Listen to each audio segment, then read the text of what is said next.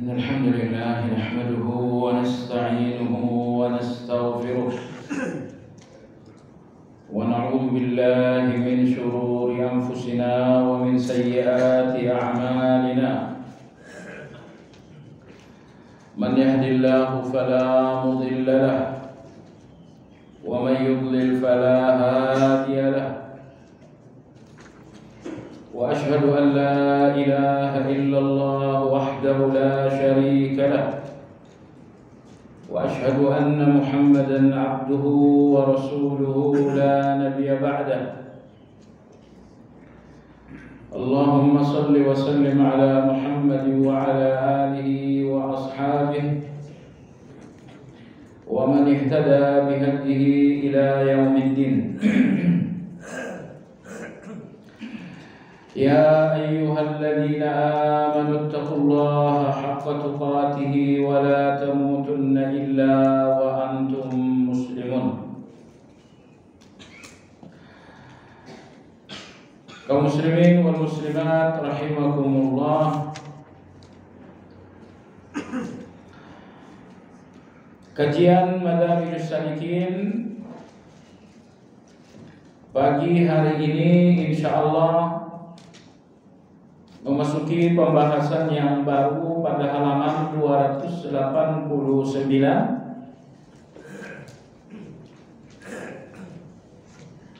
dengan judul Lataifu Asrarit Taubah,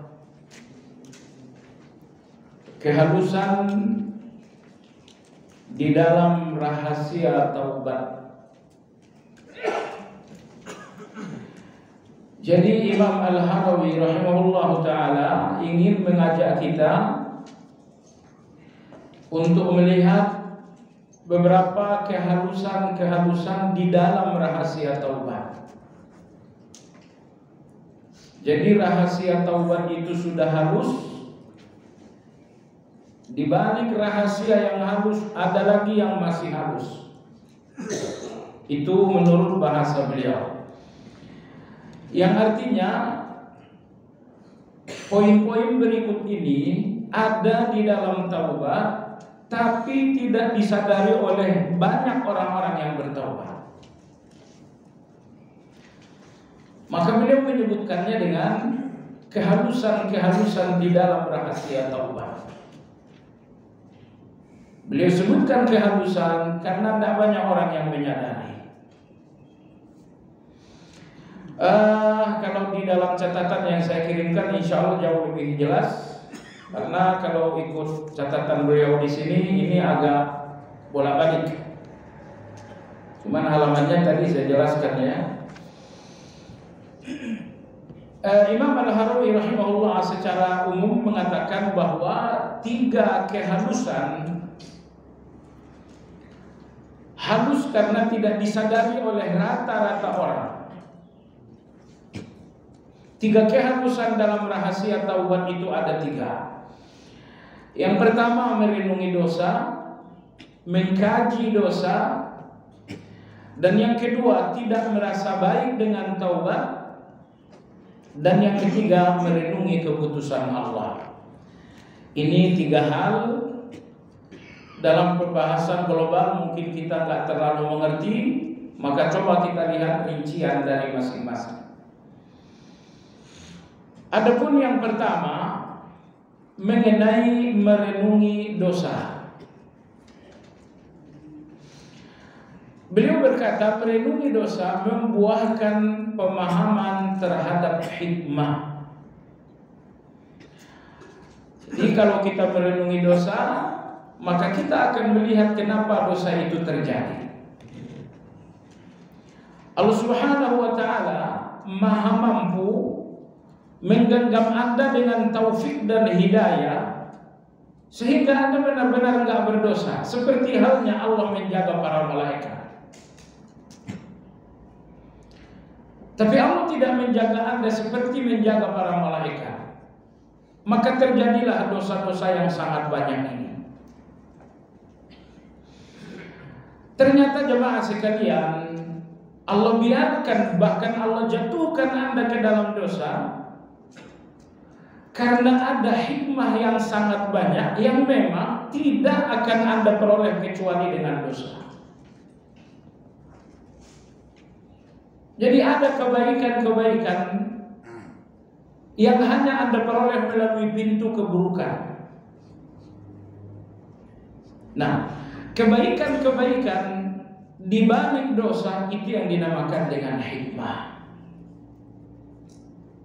Nah, nanti di sini Imam Al-Harawi akan menegaskan beberapa hikmah sehingga kesimpulan kita, sebesar apapun dosa, hikmah Allah di balik dosa itu jauh lebih besar dan jauh lebih banyak, sehingga masuk akal Allah biarkan kita jatuh dalam dosa. Sehingga masuk akal Allah biarkan kita tergelincir dengan dosa. Allah benci dengan dosanya, tapi di balik dosa yang Allah benci ada begitu banyak sekali hikmah-hikmah yang sangat dicintai Allah, dan itu hanya ada apabila Anda berdosa. Jadi jemaah sekalian yang saya hormati, orang-orang yang selalu memandang hikmah dalam segala perbuatan dan keputusan Allah, maka mereka tidak lagi melihat ada keburukan. Makanya Allah itu Al-Jamil, Maha Indah. Indah segala nama dan sifat Allah, termasuk indah pula segala keputusan dan perbuatan-perbuatan Allah. Keputusan dan perbuatan Allah betul-betul indah, karena bersamaan dengan keputusan dan perbuatan Allah ada mutiara-mutiara hikmah yang sangat indah. Beliau mengatakan Allah membiarkan dosa terjadi karena dua alasan. Ada dua alasan secara garis besar kenapa dosa terjadi. Pertama, karena Allah ingin menampakkan dirinya. Bahasa yang lebih sederhana lagi, Allah ingin memberikan Anda ma'rifatullah melalui dosa. Karena ada beberapa ma'rifatullah yang memang tidak diketahui dan dikenal kecuali orang-orang yang berdosa. Ma'rifatullah berikut enggak dipahami oleh orang-orang yang taat, oleh orang-orang yang sepenuhnya bertakwa. Dibutuhkan dosa agar Anda memahami hakikat ma'rifatullah berikut. Ini alasan pertama. Allah biarkan saja kita jatuh kepada dosa karena Allah ingin menyeret kita melalui dosa kepada sejumlah ma'rifatullah, di mana ma'rifatullah itu memang hanya ada di dalam dosa-dosa kita. Apa itu? Yang pertama ma'rifatullah yang pertama adalah mengenal keperkasaan Allah di dalam keputusannya. Keperkasaan Asmaul Husna adalah Al-Aziz. Al-Aziz artinya Allah Maha Perkasa.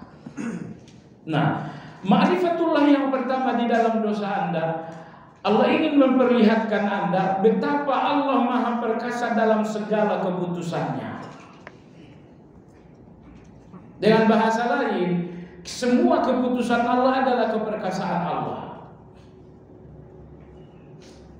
Karena tidak ada orang yang bisa melawan atau membatalkan keputusan Allah. Baik. Dosa-dosa kita jamaah sekalian adalah keputusan Allah. Saya berdosa adalah keputusan Allah. Anda berdosa adalah keputusan Allah. Gak ada orang yang mau berdosa. Semua orang benci dengan dosa. Semua orang muak dengan dosa. Tapi betapapun Anda benci dengan dosa, saat dosa itu telah menjadi satu keputusan Allah, ternyata Anda gak bisa menghindar. Anda gak bisa menghindar sama sekali. Saya ulangi, Betapapun Anda sangat benci dengan dosa, selalu berusaha menghindar dosa, namun ketika saatnya dosa ini telah menjadi keputusan Allah untuk Anda, ternyata Anda gak bisa menolak sama sekali. Anda gak bisa menghindar sama sekali.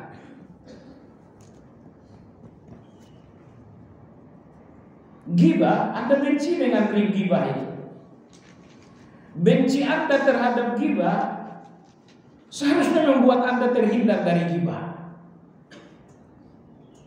Tapi saya ulangi sekali lagi, betapapun kita benci dengan dosa, tapi ketika dosa telah menjadi ketetapan Anda, ketetapan Allah untuk Anda, maka Anda gak bisa melepaskan diri.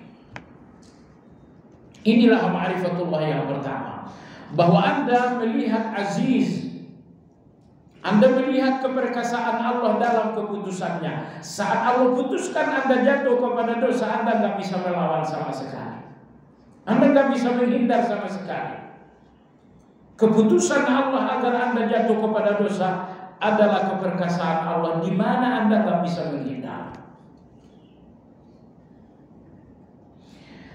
Kalau Anda menyadari betapa perkasanya Allah dalam keputusan-keputusannya saat Anda berdosa, sehingga Anda benar-benar gak selamat dari keputusan itu, maka dari sini Anda pun akan sadar bahwa Anda gak akan terhindar dari dosa kecuali dengan rahmat Allah. Anda tidak akan terhindar dari dosa kecuali dengan pertolongan Allah Azza wa Jalla. Sekuat tenaga Anda menghindar dari dosa, Anda gak akan tetap terhindar. Karena ketika dosa telah menjadi keputusan Allah untuk Anda, maka keputusan itu adalah satu keperkasaan yang sama sekali gak bisa Anda hindari. Jemaah sekalian yang saya hormati,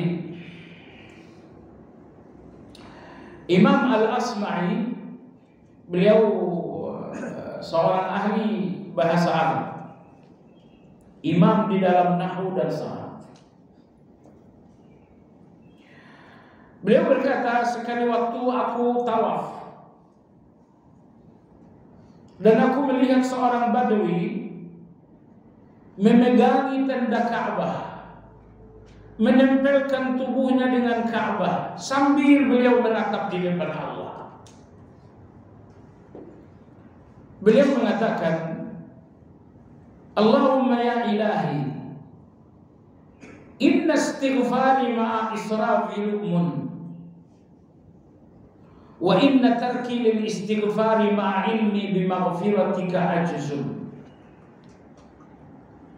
Allahumma ya ilahi, tatahabbabu ilayya bi ni'matik wa anta ghaniyun anni wa atabaghadu ilayka bi isyani wa ana faqirun ilayk. Allahumma ya ilahi, subhanaka alladhi idza tawa'adta afait wa idza wa'adta waffait. Allahumma adkhil 'azima jurmi fi bihari afwika wa maghfiratika. Begitulah Badawi ini meratapkan dirinya di depan Allah Azza wa Jalla. Anda tahu jemaah sekalian, orang-orang yang berdosa dan punya keinginan yang sungguh-sungguh bertaubat, Allah seakan-akan memberikan futuhat Rabbaniyah. Allah seakan membukakan hatinya untuk mengucapkan kata-kata yang sangat indah sekali. Dan itu yang terjadi terhadap Badawi ini. Sambil beliau memegangi tenda Ka'bah, menempelkan tubuhnya dengan Ka'bah, beliau mengatakan, ya Allah, istighfarku di hadapanmu dengan banyak dosa yang masih tetap berjalan menunjukkan betapa aku beraninya denganmu. Tapi kalau aku meninggalkan istighfar sementara aku sadar Engkau Maha Pengampun, itu menunjukkan kebodohan. Begitu beliau mengawali istighfarku bersamaan dengan banyak dosa yang masih berjalan menunjukkan betapa aku berani kepadamu. Tapi kalau aku meninggalkan istighfar itu, sementara aku tahu bahwa Engkau Maha Pengampun, justru itu menunjukkan betapa bodohnya aku. Tatahabbabu ilayya bi ni'matik wa anta ghayyun. Ya Allah, Engkau selalu mengundang cintaku melalui nikmat-Mu, padahal Engkau tidak membutuhkan aku. Engkau undang cintaku dengan nikmat-Mu, padahal Engkau tidak membutuhkan aku. Engkau berikan aku kesehatan agar aku mencintai-Mu. Engkau berikan aku selamat agar aku mencintai-Mu. Engkau berikan aku perlindungan agar aku mencintai-Mu. Kau undang cintaku dengan nikmat-Mu, padahal Engkau tidak membutuhkan aku. Sementara aku mengundang kebencian-Mu dengan maksiatku, padahal aku nggak bisa lepas darimu. Setiap maksiatku mengundang kebencian-Mu, padahal aku nggak bisa lepas darimu. Beliau mengatakan, Subhanaka ya Allah, Engkau Maha Suci. Engkau mengancam lalu Engkau Maha memaafkan. Engkau ancam orang yang berdosa dengan neraka, tapi demikian Engkau tetap Maha memaafkan. Ya Allah, tenggelamkan dosaku yang banyak dan sangat besar ini di dalam lautan ampunan. Tenggelamkan dosaku yang banyak dan sangat besar ini di dalam lautan ampunan. Imam Asma'i rahimahullah ta'ala mengatakan betapa indah doa yang dipanjatkan oleh Badawi ini. Seorang Badawi, orang udik, jauh dari belajar sastra. Tapi sekali lagi, ketika seseorang telah bertaubat dengan kejujuran, Allah berikan kata-kata yang indah untuk minta kepada Allah agar diampuni. Seperti yang terjadi terhadap Badawi ini. Baik jemaah sekalian, itulah ma'rifatullah yang pertama di dalam dosa. Ya, apabila Anda merenungi dosa, betapa ia terjadi padahal Anda benar-benar berusaha menghindar. Betapa dosa terjadi padahal Anda sangat membenci dan selalu berlari darinya. Tapi terjadi juga. Hal ini menunjukkan betapa perkasanya Allah dalam segala keputusannya. Saat Allah putuskan saya jatuh kepada dosa, betapa keputusan itu perkasa, buktinya saya nggak bisa lepas, nggak bisa menghindar. Maka dengan adanya dosa, maka Anda melihat Al-Aziz, Allah Maha Perkasa dalam segala keputusannya. Jemaah sekalian, ma'rifatullah yang kedua. Ketika Anda jatuh kepada dosa dan Anda merenungi dosa-dosa, maka Anda melihat yang kedua. Apa itu? Kebaikannya di dalam penutupannya. Betapa maha baiknya Allah ketika Allah menutupi dosa-dosa ini semua. Saya berdosa, saya bermaksiat banyak dan sangat luar biasa.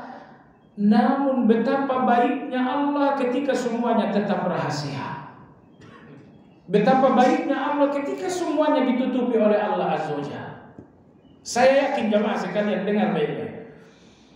Kehormatan Anda tidak terlalu besar untuk Anda dihormati banyak orang. Anda ke sana, Anda kemari, Anda pergi kemana pun ada orang-orang yang hormat. Pertanyaan adalah, sebesar itukah kehormatan diri Anda sehingga Anda dihormati orang lain?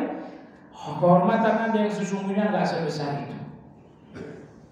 Tapi Anda benar-benar dihormati oleh orang lain karena Allah merahasiakan kejahatan Anda. Percayalah, satu saja kejahatan Anda dinampakkan oleh Allah, kehormatan Anda akan hilang. Jangankan orang jauh, istri Anda pun akan muak melihat Anda. Anak-anak Anda pun akan malu melihat Anda sebagai orang tua. Oleh sebab itu Anda nggak usah terlalu ujub. Orang menghormati saya karena sholat saya, orang menghormati saya karena tilawah saya, orang menghormati saya karena saya selalu ke masjid. Tidak, Anda terlalu ujub. Ingat, kehormatan besar Anda karena dosa Anda ditutupi oleh Allah Azza wa Jalla. Seandainya satu saja dosa Anda dibongkar oleh Allah Azza wa Jalla, orang akan tutup mata bahwa Anda pulang pergi ke masjid. Satu saja dosa Anda dinampakkan oleh Allah Azza wa Jalla, orang akan tutup mata bahwa Anda selalu membaca Al-Quran. Kebaikan-kebaikan Anda betapapun banyak akan dihapus oleh orang dengan satu kejahatan Anda yang telah terbongkar. Karena manusia ini berbeda dengan Allah. Allah Azza wa Jalla menghapus kejahatan Anda dengan kebaikan. Tapi manusia justru menghapus kebaikan Anda dengan kejahatan. 100 kebaikan Anda akan dihapus oleh manusia dengan satu kejahatan Anda. Betapa zalimnya manusia ini. 100 kebaikan Anda akan dihapus oleh manusia hanya dengan satu kejahatan Anda. Makanya tadi saya katakan, tidak usahlah terlalu ujub. Ketika hormat orang Anda dapatkan, bahwa saya baik, bahwa saya sering membantu, tidak. Anda jangan ujub dengan itu semuanya, sehingga Anda melihat penghormatan orang dengan kacamata ujub itu. Sadarkan saja diri Anda bahwa kehormatan Anda dari dalam pandangan orang lain semata-mata karena kejahatan Anda ditutupi oleh Allah SWT. Jadi oleh sebab itu, nama Allah yang kedua yang Allah ingin kenalkan kepada Anda melalui dosa, yang kedua adalah nama Allah As-Satir, bahwa Allah Maha menutupi. Ada dua qiraah, As-Satir atau As-Sittir. Ya, artinya Allah Maha menutupi dosa-dosa. Dulu ada seseorang sahabat radhiyallahu anhu, orang awam Badawi, dia mandi di pemandian umum tidak pakai busana, polos. Rasulullah SAW mengatakan, Inna Allah satir yuhibbus sitra. Sesungguhnya Allah Maha menutupi dan Allah ingin agar kita menutupi segala-galanya. Tutupi aurat dan tutupi dosa. Baik jamaah sekalian, ma'rifatullah yang kedua di dalam dosa Anda adalah satir, bahwa Allah Maha menutupi. Ini dosaku tapi ditutupi oleh Allah. Ini maksiatku dirahasiakan oleh Allah. Itu kejahatanku namun itu disembunyikan Allah. Semua kejahatan, semua dosa dirahasiakan, ditutupi, disembunyikan. Inilah As-Satir, Allah Maha menyembunyikan dosa-dosa, Maha merahasiakan kesalahan. Ini ma'rifatullah yang kedua. Anda lihat kebaikan Allah di dalam penutupannya. Ya Allah, betapa baik engkau. Dosa ini ada dalam pandanganmu tapi kau tutupi. Dosa ini ada dalam ilmumu tetapi engkau rahasiakan. Engkau Maha baik dengan segala. Engkau Maha baik dengan tiraimu yang kau juntai, hingga dosa-dosaku tertutup dari manusia. Ini ma'rifatullah yang kedua. Ma'rifatullah yang ketiga di dalam dosa, kelembutannya dalam penangguhan hukuman. Kelembutan dalam penangguhan hukuman. Ini asmaul husnanya adalah Al-Halim. Al-Halim yang maha lembut dengan menangguhkan hukuman dosa. Anda berdosa hari ini tidak dihukum oleh Allah SWT. Kenapa? Allah tangguhkan hukuman Anda, ternyata begitu sampai besok baru Anda taubat dan akhirnya Allah ampuni. Itulah Al-Halim yang maha menangguhkan hukuman agar seorang hamba sadar lalu kemudian Allah ampuni. Kalau kita manusia nih, ada orang yang salah dengan kita, detik itu juga kita lakukan pembalasan. Ada orang yang ngata-ngatain Anda misalnya, detik itu juga Anda hukum. Kamu ngomong apa barusan sih? Saya injak-injak kamu. Itu kita aja. Tapi Allah Azza wa Jalla, Allah Subhanahu wa Ta'ala Halim, selalu menangguhkan hukuman atas dosa. Setelah ditangguhkan, lalu Anda kemudian sadar, lalu Allah pun berkeputusan kemudian mengampuni. Ini ma'rifatullah yang ketiga, Al-Halim, maha menangguhkan hukuman agar Anda bertaubat lalu kemudian diampuni oleh Allah Azza wa Jalla. Saya kira jemaah sekalian, kita yang memandang terhadap dosa-dosa kita, kita akan mengakui hal ini, bahwa banyak dosa terjadi dan kita tak melihat hukumannya. Banyak dosa yang terjadi kita tak melihat hukumannya. Antara lain, dosa Anda terjadi, hukuman tidak datang tapi ditangguhkan karena Allah Al-Halim. Lalu kemudian Anda berbuat baik sampai akhirnya dosa itu terhapus, maka hukumannya benar-benar tidak ada. Kalau Allah tidak menangguhkan hukuman, tetapi Allah spontanitas menghukum, tidak ada lagi manusia yang tinggal di muka bumi. Walau yu'akhidullahu an-nasa bima kasabu ma taraka 'alaiha min dabbah walakin yu'akhiruhum ila ajalin musamma. Sekiranya setiap kali kalian berdosa dihukum Allah secara langsung, pasti tidak lagi ada kalian yang ada di muka bumi ini. Kalian pasti sudah hancur.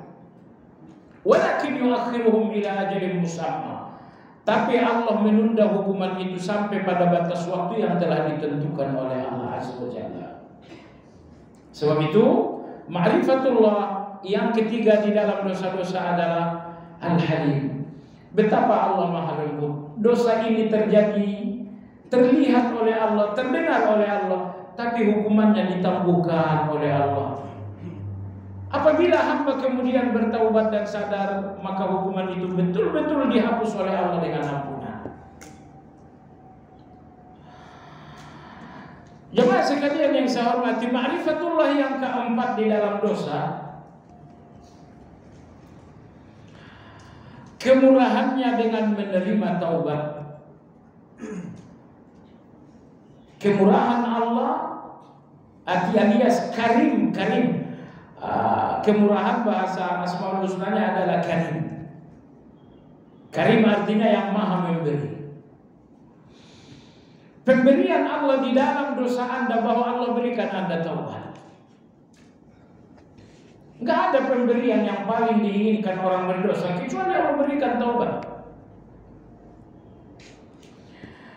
Maka jemaah sekalian yang saya hormati, begitu Anda jatuh kepada dosa, maka Anda pun melihat betapa Allah Subhanahu wa taala Ghafur, bahwa Allah Subhanahu wa taala Al-Afu, bahwa Allah Subhanahu wa taala At-Tawwab. Kenapa? Karena begitu Anda bertaubat diterima oleh Allah Azza wa Jalla. Allahumma ighfirli, Allah mengampuni. Astaghfirullah, Allah Maha mengampuni. Allahu Akbar, Allahu Akbar. Di antara betapa maha baiknya Allah Azza wa Jalla, kadang-kadang dosa Anda dihapus oleh Allah bukan karena taubat dan istighfar Anda, tapi karena taubat dan istighfar orang lain untuk Anda. Misalkan ada seorang kawan, di tengah malam dia bertahajud, dia ingatlah Anda sahabat baik, lalu dia berdoa, Allahumma ya Ghafur, ya Allah Engkau lah yang Maha Penyayang, ampuni saudaraku yang bernama fulan. Ini kasih sayang Allah Azza wa Jalla. Apa tuh?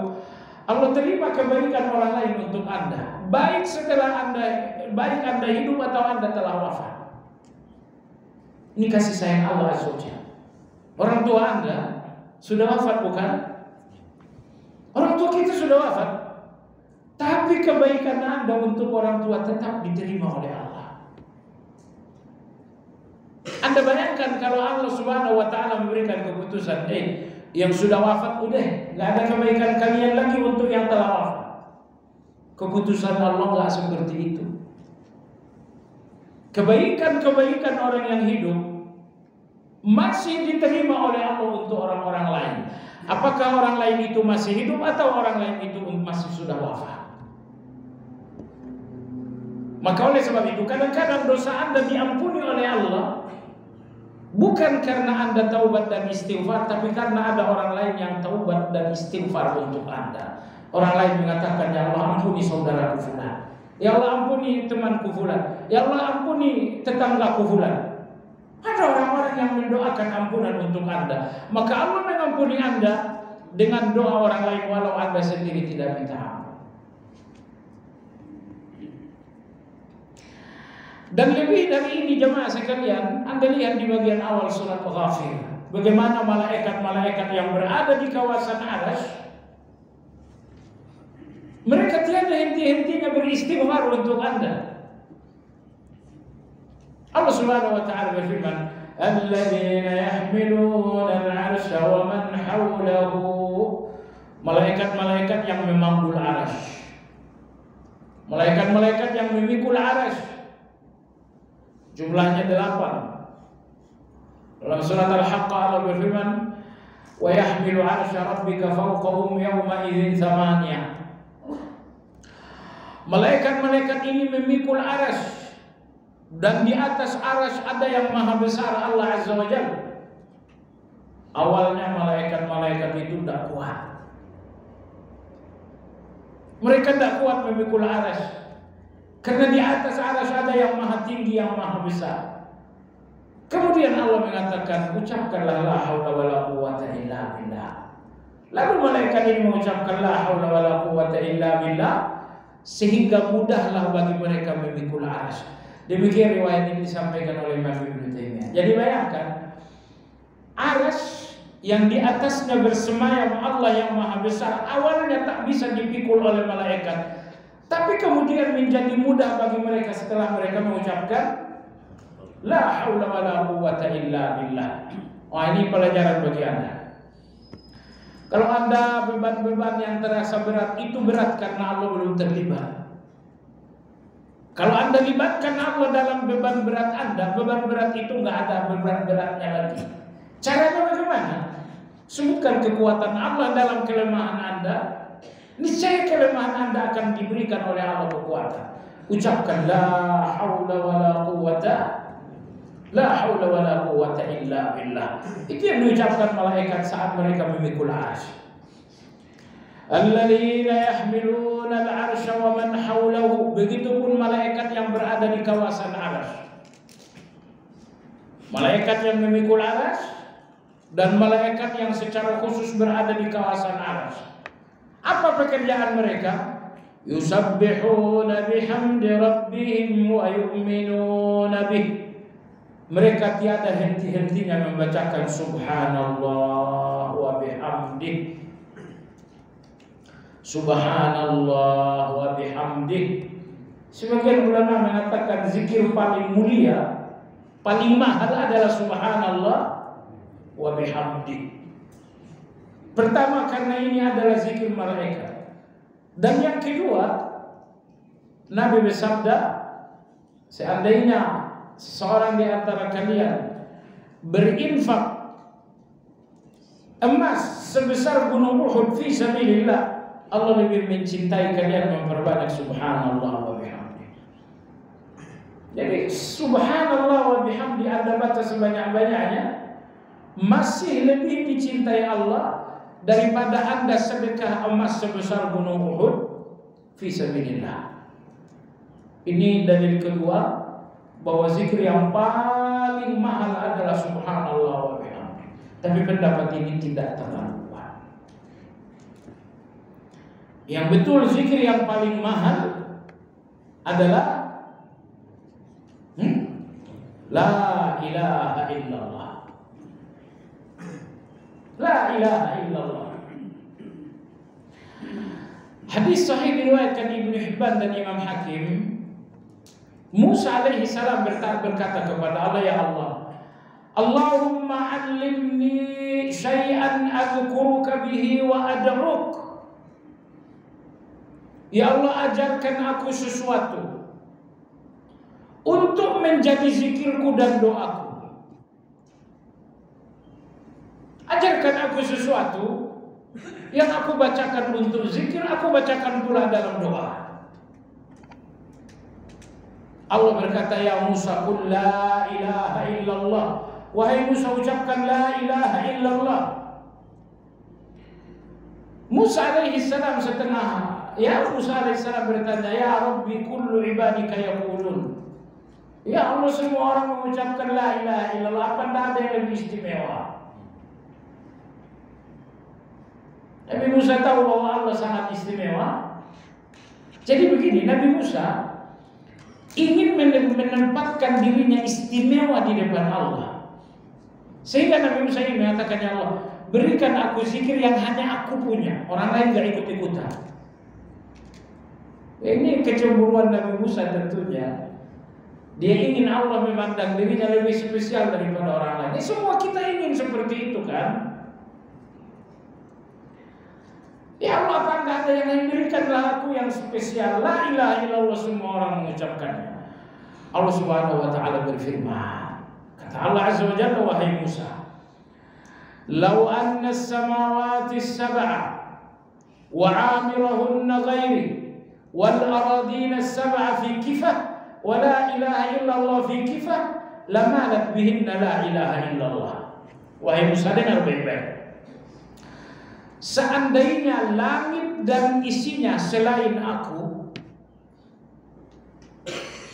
langit 7 lapis dengan segala isinya selain aku, ditambah lagi bumi 7 lapis dengan segala isinya, di satu daun timbangan, dan la ilaha illallah di daun timbangan lain, niscaya la ilaha illallah masih lebih berat. Jadi kalau subhanallah wa bihamdi beratnya berapa tadi? Emas sebesar gunung Uhud. La ilaha illallah berarti mana beratnya? 7 lapis langit beserta penghuninya selain Allah. Tambah lagi 7 lapis bumi dengan segala penghuninya. 7 lapis langit, 7 lapis bumi secara dengan penghuninya. La ilaha illallah masih lebih berat. Maka la ilaha illallah zikir yang lebih utama mengalahkan subhanallah wa bihamdi. Jadi malaikat yang beramal berada di kawasan arsy, tiada henti-hentinya berzikir subhanallah wa bihamdihi, subhanallah wa bihamdihi. Tidak ada yang lain. Kerjaan malaikat di arsy ada. Apa itu? Wa yastaghfiruna lilladzina amanu. Di samping malaikat-malaikat itu subhanallah wa bihamdi, mereka juga mengatakan istighfar untuk orang-orang yang beriman. Ya Allah ampuni fulan, ya Allah ampuni fulan, ya Allah ampuni fulan. Jemaah sekalian yang saya hormati, ini semuanya karena Allah At-Tawwab. Karena Allah Maha menerima taubat, karena Allah Maha mengampuni. Karena Allah Maha mengampuni, maka Allah enggak hanya mengampuni Anda dengan istighfar Anda, tapi Allah juga mengampuni Anda dengan istighfar orang lain untuk Anda. Lebih dari itu, karena Allah Maha mengampuni, maka Allah pun terima istighfar malaikat untuk Anda. Baik jemaah sekalian yang saya hormati. Jadi ma'rifatullah yang keempat di dalam dosa Anda, maka Anda melihat betapa murahnya Allah ketika Allah terima taubat Anda. Anda berdosa, Anda katakan astagfirullah, Allah mengatakan aku terima. Anda melakukan maksiat, Anda menyesal, lalu Anda mengatakan ya Allah ampunilah aku, Allahumma ghfirli, Allah mengatakan aku terima taubat. Minta maaf kepada manusia betapa susahnya. Anda berdosa kepada seseorang dan Anda sungguh-sungguh ingin minta maaf. Oh, betapa susahnya jemaah sekalian. Kamu mau minta maaf? Oh, enggak semudah itu. Itu manusia. Manusia yang memandang kejahatan Anda dengan benci dan dendam. Tapi Allah Azza wa Jalla tidak pernah memandang kejahatan Anda dengan dendam. Begitu Anda istighfar di depan Allah, Allah mengatakan aku terima istighfar, aku ampuni dosa, aku hapus kejahatan. Nah, kemudian ma'rifatullah yang kelima di dalam dosa, kebaikan Allah di dalam ampunannya. Betapa maha baiknya Allah dengan ampunan. Jamaah sekalian, kita memaafkan dan mengampuni orang karena masih butuh. Istri Anda salah dan Anda ampuni karena Anda masih butuh istri. Anak Anda salah, Anda maafkan karena Anda masih butuh anak. Betapa murah sebetulnya maaf-maaf manusia. Karena kapanpun manusia memaafkan karena dia pada hakikatnya masih membutuhkan. Tapi Allah Azza wa Jalla, Allah tidak pernah memaafkan Anda karena Allah butuh Anda. Camkan baik-baik, di depan Allah begitu banyak orang-orang baik mengalahkan kebaikan Anda. Di depan Allah kebaikan Anda tidak ada apa-apanya dibandingkan kebaikan orang lain. Jadi kalau Anda memaafkan karena Anda butuh, sementara Allah memaafkan Anda semata-mata karena Allah menyayangi. Oleh sebab itu, ampunan Allah dalam Al-Quran sering digandengkan dengan kasih sayang. Ghafurur Rahim, Maha Pengampun lagi Maha Penyayang. Kenapa Allah gandengkan Ghafur dengan Rahim? Karena Allah ingin memahamkan kita semua, ampunanku kepada kalian bukan karena aku butuh. Yang mengampuni karena butuh kalian orangnya. Kalian maaf karena butuh. Kalian mengampuni orang lain karena masih butuh. Tapi aku tidak memaafkan dan mengampuni kalian disebabkan karena butuh, melainkan aku ampuni kalian, aku maafkan kalian semata-mata karena aku Maha Penyayang. Jadi Allah mengampuni kita karena kasih sayangnya, bukan karena membutuhkan. Kadang-kadang Allah menyebutkan ampunan bersamaan dengan aziz, keperkasaan. Rabbus samawati wal ard, Al-Azizul Ghaffar. Dialah Allah, Rabbnya langit dan bumi. Al-Azizul Ghaffar, Dia Maha Perkasa dan Dia Maha Pengampun. Allah perkasa, Allah mampu melakukan apapun kepada Anda.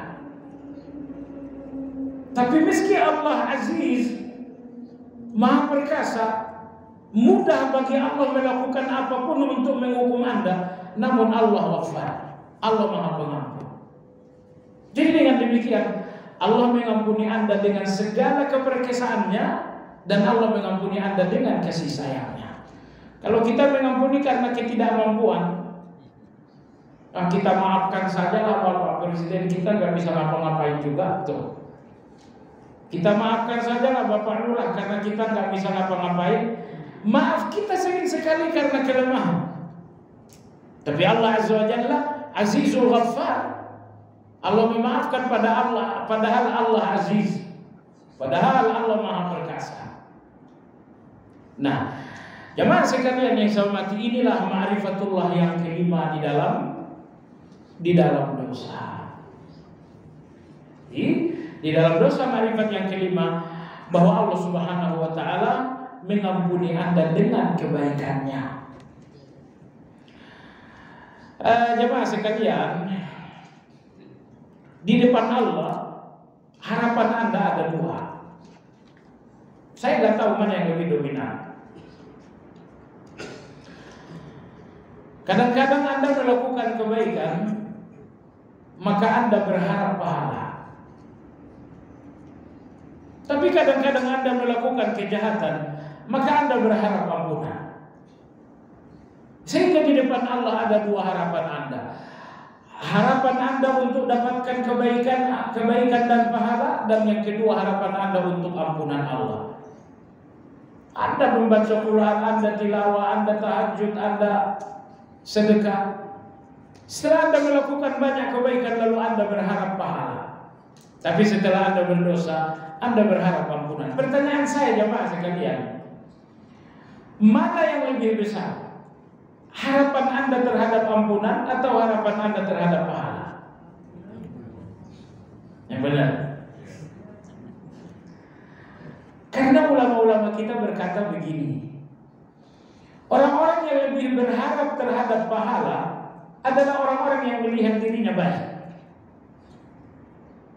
Dan ini adalah ujub tersembunyi. Ini adalah ujub terselubung. Ya Allah, berikan aku pahala, berikan aku pahala, berikan aku pahala. Anda lebih mengharapkan pahala, ya karena Anda terlalu melihat diri Anda orang baik. Seandainya Anda melihat ternyata ruangan-ruangan dosa ini lebih berbahaya, niscaya Anda lebih mengharapkan ampunan daripada lebih mengharapkan pahala. Jadi ulama kita mengatakan di antara bentuk ujub terselubung bahwa kita lebih mengharapkan pahala daripada mengharapkan ampunan. Karena orang yang lebih mengharapkan pahala dari ampunan hanyalah orang-orang yang telah melihat dirinya orang baik. Saya orang saleh, saya orang bertakwa, saya ingin pahala. Baik jemaah sekalian yang saya hormati. Yang kedua, yang pertama tadi, kenapa Allah biarkan Anda jatuh kepada dosa? Karena Allah ingin memberikan Anda ma'rifatullah. Ini alasan pertama Allah, ini hikmah pertama Allah jatuhkan Anda kepada dosa. Agar melalui dosa ini Anda mendapatkan ma'rifatullah sebanyak 5. Sebanyak 5. Di lain waktu, di lain catatan Imam Ibnu Qayyim menambahkan, kenapa Allah Subhanahu wa taala membuat dan membiarkan Anda tergelincir dengan dosa? Kata Imam Ibnu Qayyim rahimahullah, agar ujub dan takabur amal saleh ini patah dengan dosa tersebut.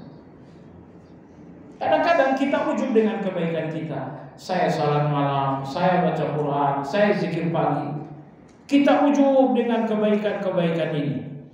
Padahal kebaikan Anda bersama ujub bukan kebaikan lagi. Karena kebaikan Anda akan dihapus oleh Allah dengan ujub. Kebaikan Anda tidak selamat sepanjang masih ada ujub. Lantas, bagaimana Allah menyelamatkan Anda dari ujub sehingga kebaikan Anda pun ikut selamat? Jawabannya, Allah jatuhkan Anda kepada dosa. Allah biarkan Anda tergelincir. Allah maha mampu memegang Anda agar tidak jatuh. Tapi Allah lepaskan pegangannya, Anda pun jatuh, Anda pun tergelincir. Allah ingin Anda kotor dengan dosa itu. Allah ingin Anda ternoda dengan maksiat itu. Untuk apa? Agar ujub Anda ini benar-benar hilang. Sehingga ketika ujub sholat malam datang, kita ingat, tapi kan saya orangnya banyak gibah. Ketika ujub zikir pagi sore datang, lalu kita pun ingat, tapi kan saya hatinya masih penuh dengan hasad juga. Ketika misalnya ujub baca Quran datang, kita pun ingat, tapi saya kan hatinya kotor, masih suka benci dan dendam dengan orang lain. Jadi ujub itu muncul dan menemukan pintunya untuk hati Anda ketika Anda tidak lagi melihat dosa. Orang-orang yang masih melihat dosa, jujur dengan dosa, maka ujub nggak akan menemukan pintu untuk memasuki hatinya. Maka ternyata jemaah sekalian, Allah Subhanahu wa taala takdirkan kita berdosa. Seandainya Allah mau kita tak berdosa, Allah cukup mampu membuat Anda seperti malaikat atau seperti para nabi. Tapi Allah Azza wa Jalla takdirkan kita jatuh kepada dosa. Kenapa? Agar dosa-dosa tersebut menutup pintu ujub untuk memasuki hati Anda. Tidak lagi ujub kita dengan salat malam kalau kita sadar bahwa kita banyak dosa. Enggak lagi kita akan ujub dengan tilawah kalau kita sadar banyak dosa. Baik jemaah sekalian yang saya hormati. Yang kedua, kenapa Allah takdirkan kita berdosa, Allah biarkan kita berdosa? Yang kedua, karena Allah ingin menampakkan keadilan.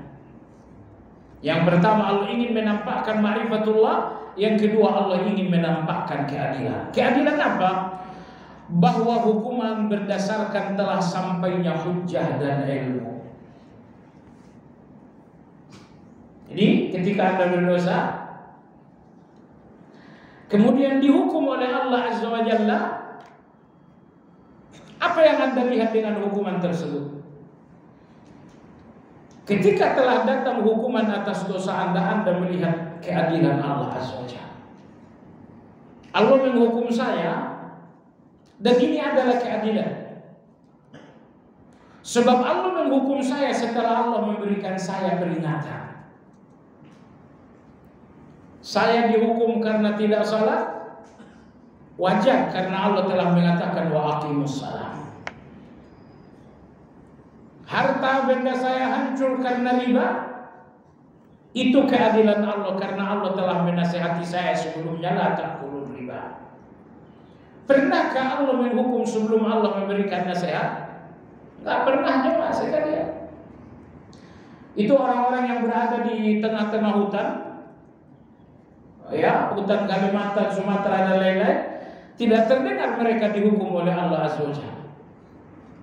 Kenapa tidak dihukum oleh Allah? Nasihat Allah belum sampai kepada mereka. Nasihat Allah belum sampai, maka tidak ada hukuman bagi mereka. Nah, kalau Anda dihukum oleh Allah harta benda hancur karena riba, kenapa Anda dihukum? Karena nasihat telah sampai. Ternyata Anda tidak gubris. Kemudian Allah menghukum. Maka hukuman Allah Azza wa Jalla adalah keadilan. Karena hukuman itu datang setelah nasihat sampai kepada Anda. Jemaah sekalian yang saya hormati, orang-orang Islam ini berbeda dengan orang kafir. Orang-orang Islam diikat oleh Allah Azza wa Jalla. Begitu Anda ikrarkan akad dengan Allah yang berbunyi la ilaha illallah, syahadat yang Anda ikrarkan itu adalah akad. Akad bahwa Anda Islam. Apa itu Islam? Pasrah. Islam artinya pasrah. Maka begitu Anda berakad di depan Allah la ilaha illallah, akad ini menandakan bahwa Anda Islam, bahwa Anda pasrah dengan Allah. Pasrah iya. Aqimus shalah, Anda pasrah. Wa atuz zakah, Anda pasrah. Jangan makan riba, Anda pasrah. Tapi orang-orang kafir, mereka tidak pernah memberikan akad kepada Allah yang berbunyi la ilaha illallah. Maka perhatikan jemaah sekalian, pernahkah Allah mengatur orang kafir? Tidak pernah. Tidak pernah Allah mengatakan wahai orang kafir tutup aurat. Tidak ada itu. Wahai orang kafir jangan berzina. Wahai orang kafir jangan minum minuman keras. Tidak ada. Allah tidak ngatur mereka. Kenapa Allah nggak ngatur mereka? Karena mereka nggak pernah akad dengan Allah. Akad yang berbunyi asyhadu an la ilaha illallah, asyhadu anna Muhammadur Rasulullah. Tapi Anda telah berakad dengan Allah la ilaha illallah. Akad ini Anda perbaharui dalam banyak kesempatan. Selesai wudu asyhadu an la ilaha, dalam tasawuf asyhadu an la ilaha illallah, selesai salat la ilaha illallah wahdahu la syarikalah. Terus menerus Anda memperbaharui akad dengan Allah agar Anda semakin sadar bahwa di dalam akad itu kebebasan Anda habis. Di dalam akad itu kebebasan Anda hilang. Di dalam akad itu Anda harus pasrah dengan segala aturan Allah. Jadi kalau ada orang Islam mau bebas, ini Islam yang munafik namanya. Orang-orang liberal itu ya. Orang-orang liberal itu orang nanggung. Orang sekuler itu orang nanggung. Orang sekuler bilang, kalian jadi muslim di masjid saja. Kalau di DPR, di presiden, jangan kalian pakai agama lagi. Jangan ada politik identitas. Kan begitu katanya. Itu orang sekuler itu. Sebetulnya kalian sekuler ini nanggung. Kalau nggak mau jadi muslim di dalam berekonomi, udah di masjid juga jangan jadi muslim. Kafir saja sudah. Karena masalahnya begini, kafir dengan sebagian ajaran Islam itu sama saja dengan kafir dengan semuanya, nggak beda.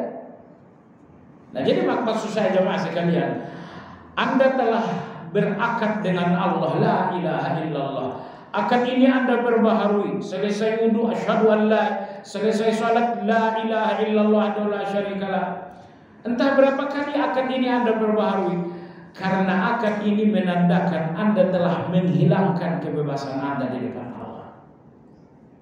Dengan akad ini Anda ingin mengatakan, ya Allah, aku telah berakad dan aku pasrah dengan segala aturan. Maka orang beriman bersamaan dengan akad tidak lagi punya kebebasan di depan Allah. Anda terikat dengan perintah, Anda terikat dengan larangan. Adapun orang kafir mereka menolak berakad, maka Allah nggak pernah ngatur-ngatur mereka. Allah nggak ngatur. Kalian orang kafir mau zina 50 kali sehari silakan. Ya, tapi kalian akan membayar ini nanti. Kan membayar itu nanti di akhirat. Baik jemaah sekalian yang saya hormati. Jadi Imam Ibnu Qayyim rahimahullah taala mengatakan Allah Subhanahu wa taala takdirkan manusia berdosa karena Allah ingin menampakkan dua hal. Melalui dosa Allah ingin menampakkan ma'rifatullah sebanyak 5, dan yang kedua melalui dosa Allah ingin menampakkan Anda keadilan. Ketika Anda berdosa lalu dihukum oleh Allah, Allah ingin mengatakan hukumanku adalah keadilanku. Keadilan dia, karena aku menghukum kalian setelah nasihatku terlebih dahulu. Tidak pernah aku menghukum sebelum memberi nasihat. Tapi kalau nasihat telah sampai, kalian masih melanggar, datanglah hukuman sebagai keadilan. Wallahu ta'ala alam. Insyaallah sampai di sini kajian hari ini, mudah-mudahan bermanfaat.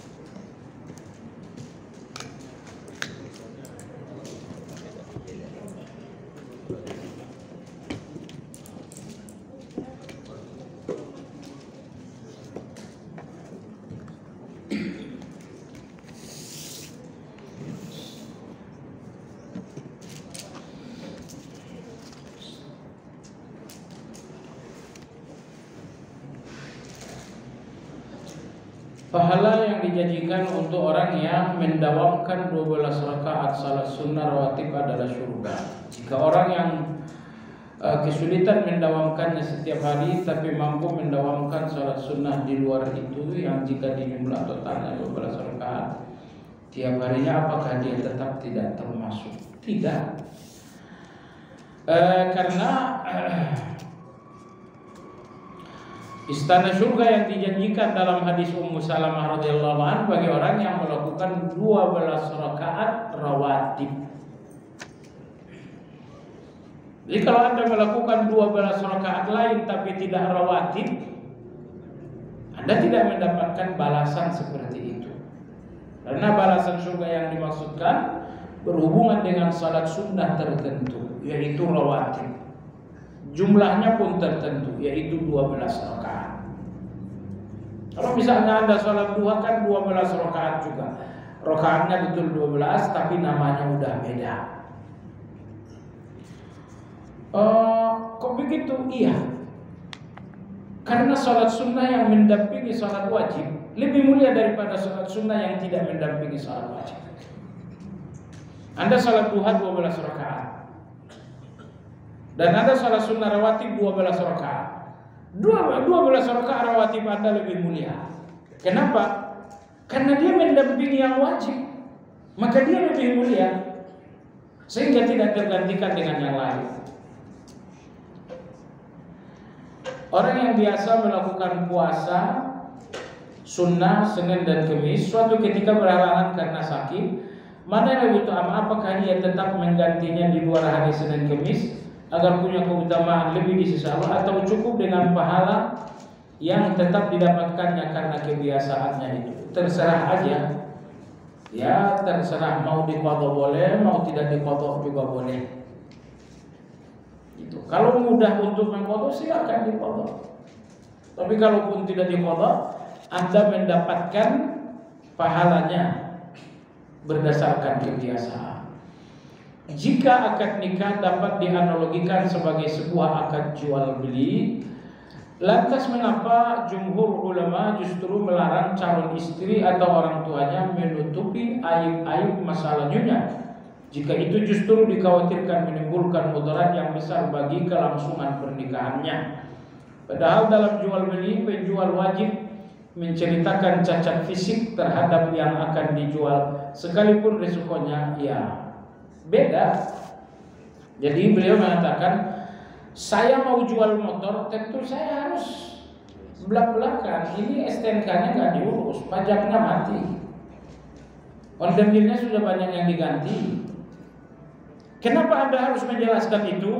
Agar pihak pembeli tidak rugi. Nah, dalam pernikahan seorang anak gadis ada masa lalu yang nggak perlu diceritakan kepada orang lain. Bukan gadis aja, si cowok juga ada masa lalu yang nggak perlu diceritakan. Kenapa? Karena yang diceritakan itu tidak membahayakan dan tidak memudaratkan. Mohon maaf, si anak gadis misalnya pernah pacaran, kan dia nggak pernah laporan. Ini sebelum nikah saya mau laporan nih, saya pacaran 12 kali. Kan nggak perlu dia membongkar aib. Sebab kalau dia bongkar aib, Anda harus bongkar aib juga kan? Atau jangan-jangan yang laki merasa nggak punya aib. Oh, itu sekaligus dosa besar Anda juga, bahwa Anda berdusta. Nah, kecuali aib-aib, sifat-sifat yang memang membahayakan pasangan. Oh, ini calon istrimu, dia punya sifat yang sangat buruk, suka mencuri. Oh, itu harus dijelasin. Karena ini jenis aib yang membahayakan orang. Tapi bahwa dia pernah pacaran itu sudah masalah. Dan Anda pun punya masa lalu juga. Nah, baik. Makmum yang gerakan salatnya selalu menyamai imam, bahkan kadang mendahulinya, apakah salatnya tetap sah? Jawabannya sah, tapi berdosa besar. Berdosa besar. Dalam hadis Nabi mendoakan kepalanya berubah menjadi kepala keledai. Jadi sampai didoakan kepalanya kepala keledai karena mendahului imam. Maka orang yang berjamaah, ada yang mendahului imam, ini dosa besar. Ada yang menyamai imam, ini pun dosa besar. Jadi nomor 3 yang selamat, yaitu mengikuti imam. Jadi imam dulu bergerak, baru kita. Tolong baca pertanyaan saya pelan-pelan. Baik. Ada pertanyaan dari tetangga saya, bila membeli rumah dibeli dari uang suami dan istri, kemudian sang istri meninggal, bapak sang istri masih ada, punya anak laki-laki 1, perempuan 1. Apabila rumah tersebut dijual, apakah uang hasil dari jual rumah tersebut dibagi 2 dengan suami, baru kemudian uang yang jadi hak istri diwariskan kepada istri serta anak-anaknya, atau tidak perlu dibagi 2? Berapa bagian yang didapat oleh suami, bapak dari istri dan anak-anak dari warisan istrinya tersebut?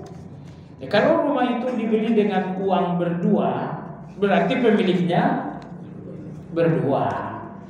Sehingga kalau rumah itu dijual, dibagi 2 dulu. Betul, ada sudah benar. 50% untuk suami, 50% untuk istri. Nah, 50% bagian istri itu nanti menjadi waris. Suami dapat berapa? Ada anak-anak. Kalau ada anak-anak, suami dapat 1/4. Kemudian bapak dapat berapa? Ada anak-anak, berarti orang tua dapat 1/6. Sisanya untuk anak. Laki-laki dapat 2 bagian, perempuan 1 bagian. Wali abwayhi likulli wahidin minhum as-sudus in kana lahu walad. Kedua orang tua mendapatkan hak waris sebanyak 1/6 kalau ada anak dari yang meninggal. Bagaimana cara minta maaf kepada orang-orang yang telah meninggal, yang orang-orang yang telah meninggal dan orang-orang yang telah meninggalkan lingkungan kita sehingga susah dicari. Jadi orangnya sudah wafat. Bagaimana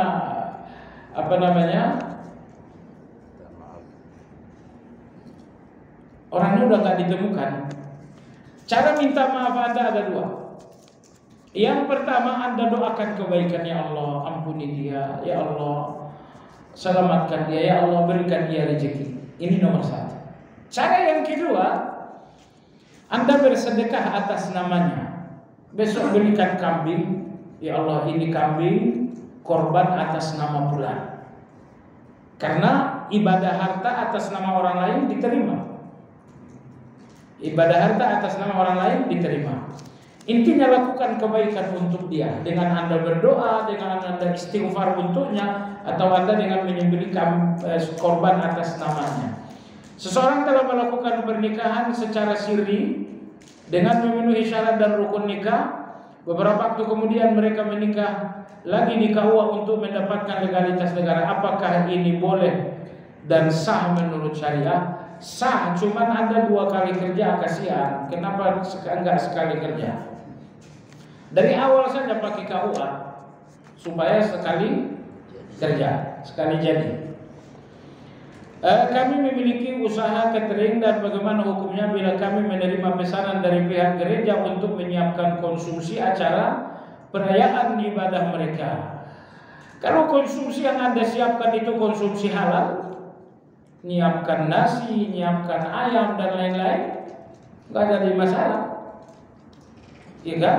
Oh tapi ini acara di gereja, Anda tidak ada akad dengan gerejanya, tapi dengan makanannya. Nanti ini akan susah. Ada orang mau ke gereja, saya tukang Grab, mau ke mana Pak? Saya mau ke gereja. Atau datang orang mau pergi ke gereja, saya tukang kacamata, Pak saya mau beli kacamata. Ngapain? Saya mau baca Alkitab. Jadi sudah jamaah sekalian, akad Anda dengan beliau adalah akad jual beli makanan, sudah. Hubungannya dengan gereja nggak ada. Kebetulan aja diantar ke sana. Tapi kalau misalnya dalam itu dikasih tahu jangan lupa ya babi 2 kilo, itu udah nggak boleh. Jangan lupa babi 2 kilo, itu nggak boleh. Dan bagaimana hukumnya kami Nabi SAW untuk menyiapkan konsumsi acara tahlilan, maulidan Nabi dan kegiatan bid'ah lainnya? Sekali lagi, bisnis Anda adalah jual beli makanan. Ya, dan makanan itu dihukumi halal walau dengan acara apapun. Nih. Martabak halal enggak? Halal. Kalau Anda kirimkan kepada orang yang mau melakukan acara bid'ah, masih halal enggak? Iya halal. Jadi haramnya satu peristiwa, satu acara, haramnya satu acara enggak membuat yang halal menjadi halal. Nah, tugas Anda di bagian halalnya, kesananya kan Anda tidak ikut. Kecuali kalau Anda misalnya melakukan ya bagian perencanaan dan lain-lain, ini enggak, Anda hanya di bagian yang masih halal. Jadi enggak ada masalah, bisnis Anda, usaha Anda dibenarkan. Kita sudahi dengan zikir kafaratul majlis. Subhanakallahumma bihamdika asyhadu an la ilaha illa anta astaghfiruka wa atubu ilaik. Alhamdulillahirabbil alamin. Assalamualaikum warahmatullahi wabarakatuh.